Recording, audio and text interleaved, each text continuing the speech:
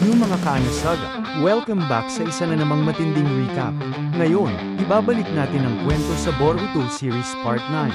Kung gusto nyo sundan ng buo ang story, makikita nyo ang mga nakaraang part sa description o sa channel playlist. Kaya simulan na natin.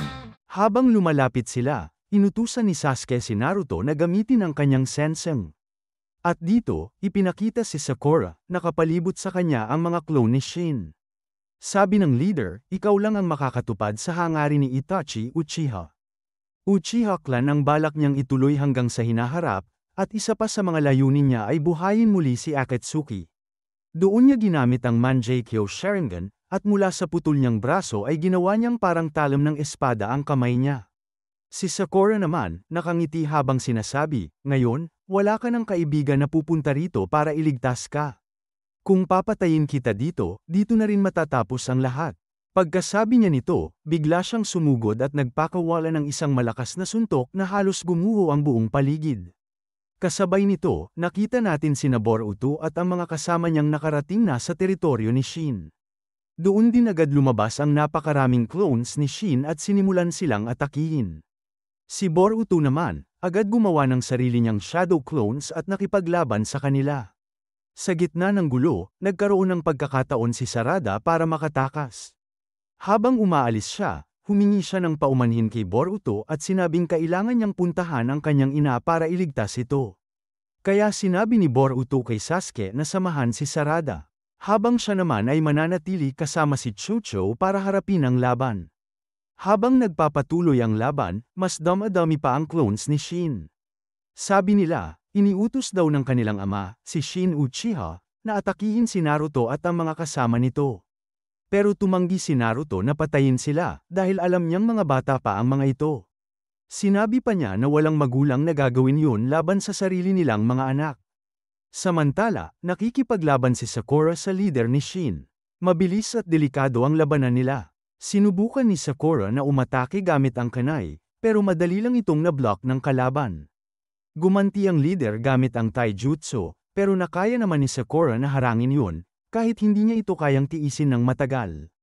Isang malakas na atake ang tumama sa kanya, at muntik na siyang mapatay. Pero kahit sugatan, nagawa pa rin niyang umiwas. Pero biglang nagforma ang kalaban ng isang Demon Shuriken mula sa talam sa kamay niya at inihagis ito kay Sakura. Tumakbo si Sakura sa likod ng isang haligi para magtago, pero naputol pa rin yun ng Demon Shuriken. Halos mahulog na siya, pero mabilis niyang ginamit ang haligi para ihagis yun pabalik sa leader. Nabasag man ang haligi, hindi pa rin siya natigil at tuloy-tuloy na lumapit kay Sakura. Pero hindi alam ng leader na nilagyan na ni Sakura ng paper bomb ang haligi, at pag-apak niya rito, sumabog yun. Akala ni Sakura, tapos na ang laban. Pero muli siyang sinugod ng leader gamit ang talam niya, at natulak si Sakura sa tubig. Sa kabilang banda, patungo na si Sarada para iligtas ang kanyang ina nang bigla siyang mapunta sa isang trap. Muntik na siyang tamaan ng lumabas na armas, pero biglang dumating si Sasuke. Ginamit niya ang Amaterasu para gawin itong abo, at sinabi kay Sarada na bilisan ang pagpunta sa ina niya. Balik kay Sakura, hinahabol siya ng dalawang armas na kontrolado ng leader. Gumamit pa ito ng Mangekyou Sharingan na nagdulot ng matinding sakit kay Sakura hanggang sa bumagsak siya. Doon, binago ng kalaban ang mga armas niya at muling inatake. Pero dumating si Sasuke at ginamit ang kanyang Susanoo para harangin ang Demon Shuriken. Mabilis siyang sumugod at pinutol ang isang paa ng kalaban. Tinanggal din ni Sasuke ang mga armas na nakatusok kay Sakura at sinunog ang mga ito. Pagkatapos, hinarap niya mismo ang leader. Akmang tatapusin na niya ito, pero biglang sumulpot ang isa pang Shin na nagsabing poprotektahan niya ang kanyang ama.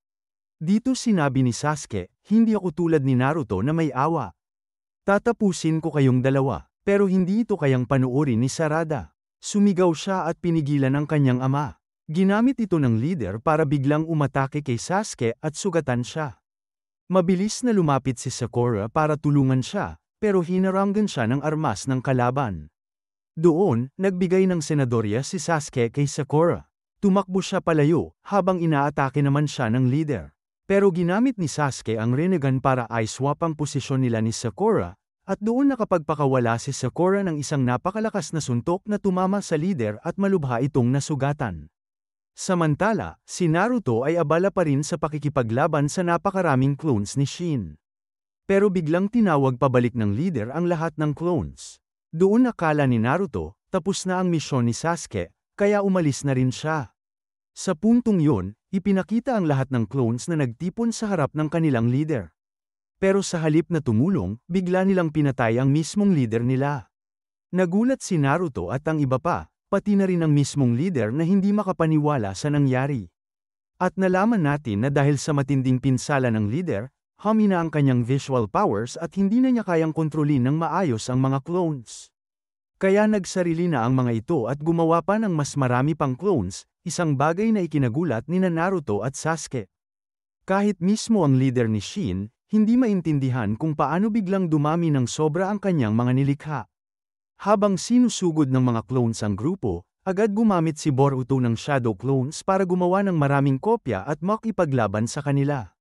Biglang lumabas ang isang napakalaking clone ni Shin at umatake. Pero ginamit ni Sasuke ang kanyang Susanoo para pabagsakin ito. Sa gitna ng laban, nakita natin ang isang kakaibang nilalang na kinaroroonan pa rin ng leader ni Shin, buhay pa. Gagamitin sana nito ang teleportation jutsu para kunin si Sakura at magpagaling gamit ang katawan niya. Pero alam na ni Sasuke ang plano, kaya sinabi niya kay Sarada na siya na ang kumilos. Doon, pinakawalan ni Sarada ang kanyang Sharingan at hinarap ang nilalang. Natakot ito at umatras, pero mabilis siyang sinundan ni Sarada. Sinubukan itong atakihin siya gamit ang mga armas na kontrolado ng talam, pero madali lang nakaiwas si Sarada gamit ang Sharingan. At sa huli, isang malakas na suntok ang pinakawalan niya, na tuluyang tumapos sa nilalang. Samantala, isang clone ni Shin ang umatake kay Boruto. Ginamit ni Boruto ang Nine Tails Chakra para wasakin ang sandata ng kalaban at ipinakita nito ang presensya ng Kyuubi sa loob niya. Sa sobrang takot, nanginginig ang mga tuhod ng clone. Sabi ni Sasuke kay Naruto, "Masyado kang mabait sa kanila. Hindi sila matututo sa ganyan." Pero sagot ni Naruto, "Mga bata pa sila. Kailangan nating ipakita sa kanila kung ano ang tama at mali." Kasunod nito, niyakap ni Sakura si Sarada, at sabay-sabay silang umuwi. Sa susunod na eksena, ipinakita ang isang malaking pasilidad kung saan titira mula ngayon ang lahat ng clones ni Shin. Dito sila aalagaan, at sina Kabuto at ang kanyang mga kasamahan ang naatasan para magbantay. Pagbalik sa Leaf Village, nakita natin si Chocho na nagsabi. Pumunta raw siya para hanapin ang kanyang tatay, pero si Sarada naman ay nahanap na ang kanya. Biglang nakita ni Chocho ang tatay niyang si Choji, pero payat na siya dahil sa jutsu, kaya hindi niya agad nakilala. Tinitigan niya ito ng mabuti, at inisip ni Choji na kinuha siya roon ng kanyang anak. Kaya inilagay niya ang kamay niya sa ulo ni Chocho. Doon napagtanto ni Chocho, siya nga ang tunay niyang ama. Sa ibang banda, nakita natin si Karen na galit na nagsabi kay Suigetsu, si Sarada ay tunay na anak ni Sasuke at Sakura. Ako mismo ang nag-deliver sa kanya noong ipinanganak siya. At ang suot niyang salamin, ako ang nagbigay niyan. Pagkatapos, pinagsabihan niya si Suigetsu na humingi ng tawad kay Sarada. Kinabukasan, bago umalis si Sasuke, tinanong siya ni Sarada, "Kailan ka babalik?" Hindi siya sumagot, kaya nalungkot si Sarada. Bigla siyang niyakap ni Sasuke at sinabi, "Huwag kang magpakita ng ganyang mukha, hindi ko gusto yan." Pagkatapos, tinapak niya ang noo ng anak gamit ang dalawang daliri, tulad ng ginagawa noon ni Itachi. Umalis na sana siya, pero dumating si Sakura dala ang baon niya. At tila gusto rin niyang may sabihin kay Sasuke. Kasunod nito, nakita natin si Naruto sa harap ng isang lumang puno. Dumating si Shikamaru at sinabing, "Nandito ka na naman sa harap ng punong yan." Sabi ni Naruto, "Sinubukan kong buhayin ito, pero hindi ko nagawa." Sagot ni Shikamaru, "Marami ng hardinero ang sumubok. Pero lahat sila nabigo." Pinaliwanag ni Naruto na noong Great Ninja War, gumuho ang buong Konoha maliban sa punong yon, kaya gusto niyang buhayin ito. Pero pinapanto na siya ni Shikamaru dahil magsisimula na ang 5 Cage Summit. Sunod na ipinakita ang training hall, kung saan naglalaban sina Iwabe at Metal Lee. Pinigilan sila ni Shino Sensei, pero aksidenteng nasipa siya ni Metal kaya bumagsak siya agad. Samantala, nag-uusap sina Boruto at ang kanyang mga kaibigan. Doon, ginamit ni Sarada ang kanyang Sharingan para tamaan lahat ng shuriken sa gitna ng board. Nagulat ang lahat, at sinabi niya, napagpasyahan ko na gusto kong maging Hokage. Narinig ito ni Boruto at sinabi, gusto mong maging Hokage. Maganda yan, pero sa halip na mag-focus lang sa Sharingan, dapat may special jutsu ka ring Eye Master. Kasi kahit ako, kaya kong gumamit ng shuriken. Pagkatapos, gumawa siya ng shadow clones at naghagis ng shuriken. Isa roon, tumama mismo sa gitna. Sabi ni Sarada, swerte ka lang kaya tumama sa gitna. Pero sagot ni Boruto, hindi yan swerte. Sinadya ko yan. Biglang dumating si Mitsuki at sinabing, sa tingin ko, bagay kayong dalawa. Namula si Boruto at Sarada nang marinig yun. Dumating din si Chocho at nagsimulang magsalita tungkol sa Sharingan ni Sarada. Pero agad siyang tinakpan ni Sarada at nilihis gamit ang palusot na iinom sila ng tubig. Sa kabilang eksena, nakasama ni Boruto sina Shikide at Inojin. Plano niyang pinturahan ang mukha ng Hokage Monument. Sabi ni Shikide, ginawa mo na yan dati. At hindi rin maganda ang drawing mo. Pero sagot ni Boruto, huwag kang mag-alala, kaya ko kayo dinala. Si Inojin ang magpipinta dahil ang galing niya sa drawing. Tumanggi si Inojin, at sabi pa ni Shikide, ngayong may 5 cage summit, mas higpit ang seguridad. Mahirap gawin yan, pero sagot ni Boruto, mga ninja tayo. Kailangan natin sanayin ang sarili natin para sa mas mahirap pang misyon. Isipin niyo na lang na ito ay isang mission. Sa huli, parehong tumanggi sina Shikide at Inojin, kaya naiwan si Boruto. Pagkatapos, kinausap ni Chocho si Sarada kung bakit niya gustong itago ang Sharingan niya. Sabi ni Sarada, sabi ng mama ko, dapat secret ito. Kapag nalaman ng marami, baka may kalaban na humabol sa akin. Pero kahit ano pa, plano kong Eye Master ito bago ko ipaalam sa iba. Inaya pa niya si Chocho na mag-training kasama siya, pero tumanggi ito dahil may sariling training siya kasama ang kanyang tatay. Pagkatapos nito, sinabi ni Sarada na imposibleng mangyari yun dahil kakalipat lang nila ng bahay at sobrang busy ng kanyang ina. Samantala, nagsimula na ang 5 cage summit. Sa isang restaurant, nanunood sina Denki, Iwabe, at Metal. Biglang kumidlat at dumating ang 5th Raikage mula sa Hidden Cloud Village. Sumunod na pumasok ang 6th Mizukage mula sa Hidden Mist Village, at sa huli ay ang 5th Cage, si Lord Gaara mula sa Hidden Sand Village. Nalungkot sina Denki at Metal habang umiiyak dahil si Gaara ay tiyuhin ni Shikide. Sunod na eksena, ipinakita si Naruto na nagbibigay ng talumpati. Sabi niya, bilang mga cage, mananatili tayong nagkakaisa. Ipaglalaban at poprotektahan natin ang kapayapaang ating nakamit. Ngunit biglang natawa si Boruto matapos marinig yun. Pagkatapos, makikita sina Sarada at Chocho na nag-eensayo. Gumamit si Chocho ng expansion jutsu para umatake, pero dahil sa Sharingan, nakikita ni Sarada ang bawat galaw niya at madali itong naiwasan. Nang bumalik si Chocho para sa counter-attack, tinamaan niya si Sarada, pero shadow clone lang pala yun.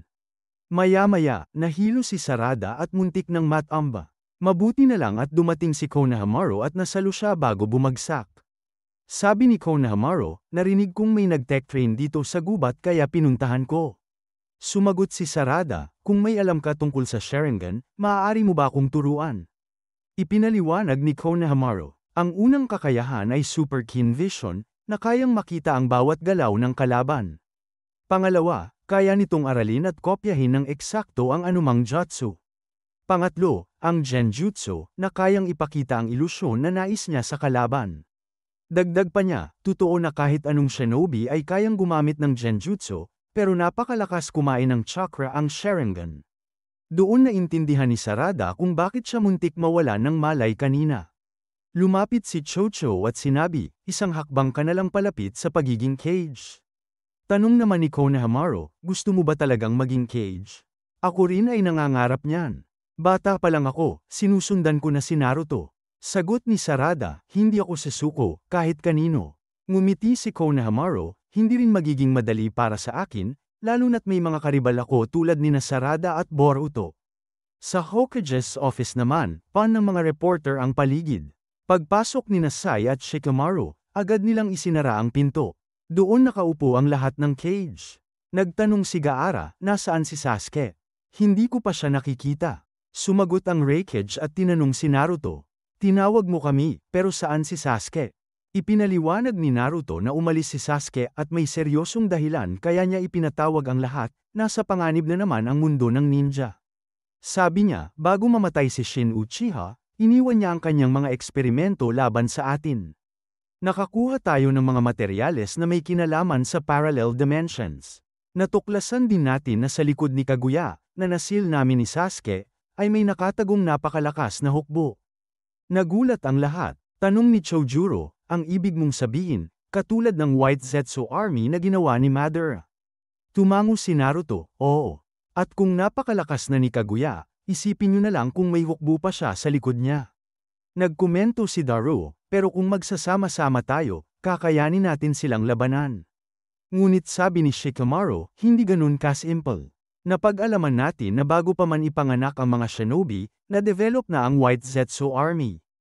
Ibig sabihin, mas matagal at mas malalim ang plano nila. Nagulat si Choza, imposible yun. Pero para saan ang hukbong yun? Sabi ni Naruto, hindi pa natin alam ang tunay na layunin, pero ang sigurado, ang susunod na kalaban ay mas malakas pa kaysa kay Kaguya. Nag-usisa si Daru, gaano pa katagal bago sila dumating? Sagot ni Sai, maaaring ilang buwan, ilang taon, o baka mas matagal pa. Pero walang kasiguraduhan. Maaari silang dumating kahit kailan. Kinabahan ang lahat. Sabi naman ni Kuretsuchi, wala na sa bagong henerasyon ang dating tapang at lakas para lumaban sa ganitong klase ng kaaway. Dagdag ni Choza, ayaw ko sanang aminin, pero tama si Shin Uchiha. Kailangang palakasin natin ang susunod na henerasyon. Samantala, makikita si Boruto na handang magpinta muli sa mukha ng Hokage Monument. Pero pinigilan siya ni Sarada sa pamamagitan ng pagpukpok ng bato sa ulo niya. Hindi ko hahayaan na gawin mo yan. Sigaw niya. Nag-away ang dalawa at gumamit si Sarada ng Shadow Clone Jutsu para lituhin si Boruto. Ngunit gumanti si Boruto, kunwari natalo, at inabot ang kamay para makipagkamay. Shadow Clone lang pala yun. Nakatali na pala si Boruto ng lubid sa bewang at mabilis na umakyat sa monumento para ipinta ito. Sinabi ng isa sa mga cage kay Gaara, bakit napakatahimik mo? Wala ka bang sasabihin? Sumagot si Gaara, noong kabataan namin, ang henerasyon namin ay laging tinitingnan bilang mahina. Pero hindi lang yun ngayon nagsimula, ilang henerasyon na ang nakaraan, ganyan na ang tingin. Kaya hindi natin dapat maliitin ang bagong henerasyon. Sumang-ayon si Naruto, tama ka. Biglang dumating si Mogi at nagsumbong, Naruto, may gulo na namang ginawa si Boruto. Agad na tumakbo si Naruto papunta sa bubong. Pagdating niya roon, nakita niyang pininturahan ni Boruto ang mukha ng Hokage Monument at sinulatan ito ng baliw at tanga. Napahiya si Naruto, at sabi pa ni Daru, ito ba talaga ang mga shinobi na balang araw ay hihigit pa sa atin? Samantala, galit na galit si Sarada kaya tatanggalin na sana niya ang lubid ni Boruto. Pero bago niya magawa yon, ginamit ni Boruto ang sexy jutsu, dahilan para mamula si Sarada at mahiya. Nag-argumento na naman silang dalawa, hanggang dumating si Mitsuki at nagsabi, sa totoo lang, bagay kayong dalawa bilang isang couple. Dito na nagtatapos ang recap ng Boruto Series Part 9. Kung nag-enjoy kayo, huwag kalimutan mag-like, mag-comment, at mag-subscribe para lagi kayong updated sa mga susunod na episodes. Kita-kits ulit sa next part, mga Kaana Saga.